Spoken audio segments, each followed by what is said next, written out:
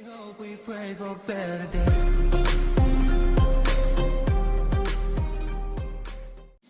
पिछली क्लास में हमने पार्शियल डिफरेंशियल इक्वेशन का topic solution of one dimension wave equation, heat equation discuss किया था और उसके साथ ही आपने बाउंड्री कंडीशन भी डिस्कस की थी, if the boundary condition are given.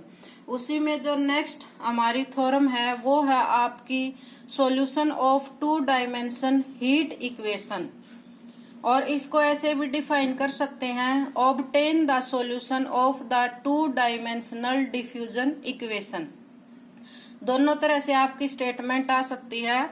Obtain the solution of two dimensional diffusion equation, यानी आपकी इक्वेशन इस टाइप की बनती है, two dimension heat equation 1/k curl u by curl t equal to curl square u by curl x square plus curl square u by curl y square. One dimension में ऐसे था जैसे उसमें सिर्फ सिंगल वेरिएबल था x और t time period, इसमें two dimension है इसलिए आपके पास टू वेरिएबल हैं। तो दोनों जो थ्योरम है आपकी वो दोनों इस तरह से डिफाइन हो सकती है। फर्स्ट एज इट इज आ सकती है solution of two dimensional heat equation, और ऐसे भी आ सकती है obtain the solution of the two dimensional diffusion equation, और साथ में आपकी इक्वेशन ये आएगी 1/k curl u by curl t equal to curl square u by curl x square plus curl square u by curl y square. इसका proof है, जो given equation है वो आपकी है 1/k curl u by curl t equal to curl square u by curl x square plus curl square u by curl y square. First हमारा point क्या होता था, जैसे हमने वन डायमेंशन वेव इक्वेशन में भी डिस्कस किया था, जो फर्स्ट इक्वेशन का सॉल्यूशन है वो कार्टेशियन फॉर्म में, तो u x, y, t equal to आपके पास आता था कैपिटल X, कैपिटल Y और कैपिटल T। टू वेरिएबल हो तो टू वेरिएबल में आएगा x और y, अगर वन वेरिएबल है तो x और t आता था आपके पास। अब फर्स्ट इक्वेशन को देखते हुए जो भी आपकी टू डायमेंशनल हीट इक्वेशन है उसमें आपके पास है curl u by curl t। तो जो आपका जर्नल सॉल्यूशन आपने डिफाइन किया है कार्टेशियन फॉर्म में, उसका with respect to t one time differentiate करेंगे, पार्शियल डिफरेंशिएट, तो क्या आएगा आपके पास xy इंटू टी डैश। ये हम पहले भी डिस्कस कर चुके हैं लॉन्ग प्रोसीजर से। अगर सेकंड है हमारे पास curl square u by curl x square, ये भी निकालना है, यानी with respect to x two time आपको डिफरेंशिएट करना है, तो x double dash y t आपके पास आएगा। और थर्ड आपके पास था curl square u by curl y square, यानी सेकंड इक्वेशन का आप two time with respect to y partial differentiate करेंगे x y t double dash. सभी वैल्यू जो आपने अभी फाइंड आउट की है डेरिवेटिव करके इक्वेशन फर्स्ट में पुट करेंगे।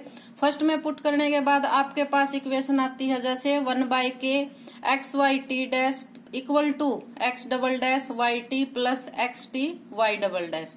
इसको ऐसे भी लिख सकते हो, x y और t से हमने बोथ साइड डिवाइड कर दिया, 1/k t dash by t equal to x double dash by x plus y double dash by y। इसको इस साइड और इसको इस साइड लेफ्ट और राइट को चेंज कर सकते हैं, ऐसे डिफाइन कर दिया।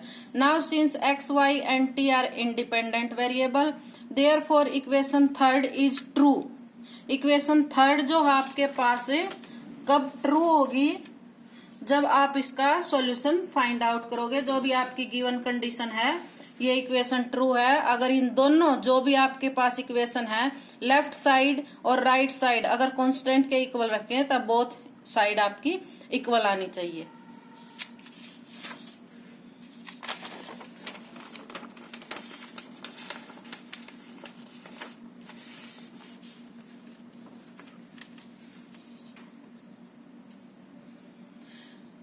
जैसे कि हमने लिखा था पीछे x double dash by x plus y double dash by y equal to 1/k t dash by t।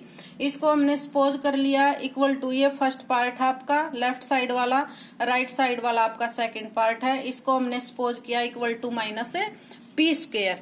p यहाँ पर आपके पास क्या है, एक कांस्टेंट, तो सेकंड और थर्ड पार्ट लेते हैं तो क्या आएगा 1/k t dash by t equal to minus p square. इसको सिंप्लीफाई किया, t dash equal to minus p square kt इसको और सिंप्लीफाई किया तो T dash plus P square K T equal to 0, ये आ गया आपके पास। नेक्स्ट में जो आपके पास है अब वो आपके पास आएगा जैसे कि टी स्क्वायर प्लस पी के टी इक्वल टू 0। उसके बाद हम क्या लिखते थे उसको सिंबॉलिक फॉर्म में। सिंबॉलिक फॉर्म में लिखने के बाद उसको आप ऑक्सिलरी इक्वेशन बनाते थे। ऑक्सिलरी इक्वेशन के बाद आप कॉम्प्लीमेंट्री फंक्शन और पर्टिकुलर इंटीग्रल हम फाइंड आउट करते थे। तो क्या आ जाएगा D equal to minus P square k, D equal to minus P square k, ये आपकी वैल्यू आ गई।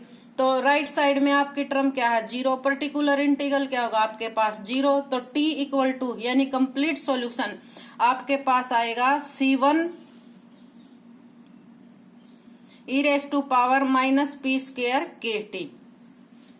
इक्वेशन थर्ड जो आपने पीछे डिफाइन की थी वो आपकी क्या थी x double dash by x plus y double dash by y equal to 1 by k t dash by t. इसको हम ऐसे लिखते हैं y double dash by y equal to 1 by k sorry x double dash by x, ये left side में रहेगा। Remaining term है जो राइट साइड में, इस इक्वल टू किसी कांस्टेंट के इक्वल सपोज करते हैं तो आएगा आपका माइनस एन स्क्वायर। तो फर्स्ट सेकंड और थर्ड टर्म, फर्स्ट और थर्ड टर्म को लेते हैं तो x double dash by X equal to minus N square.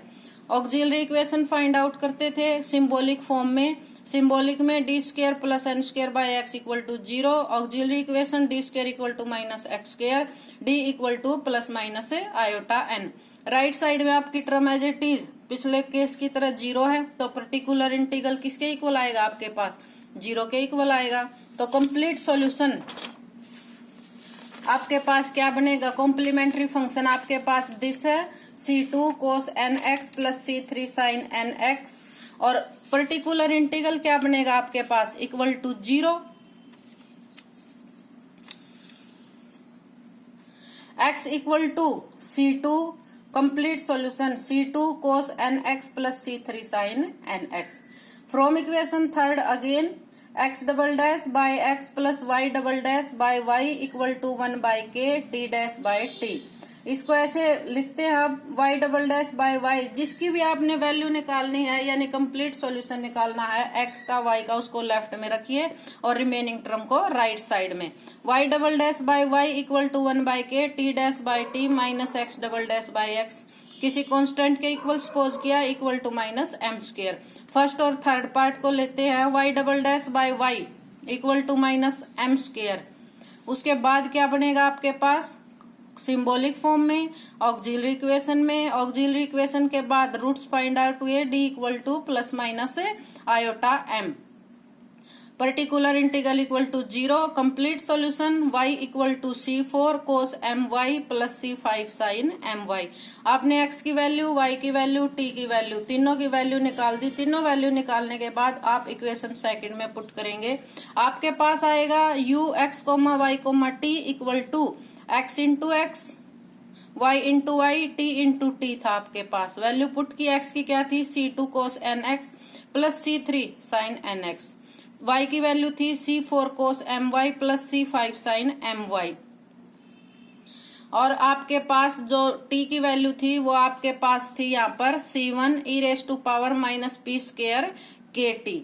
उसके बाद जैसे कि हमने कांस्टेंट के इक्वल सपोज किया, तो जैसे कि फर्स्ट को t को किसके इक्वल लिया था माइनस पी स्क्वायर के, उसके बाद x की वैल्यू निकाली माइनस एन स्क्वायर के, उसके बाद m की वैल्यू निकाली तो हमारे पास से आई थी सॉरी m की वैल्यू y को m के इक्वल पुट किया।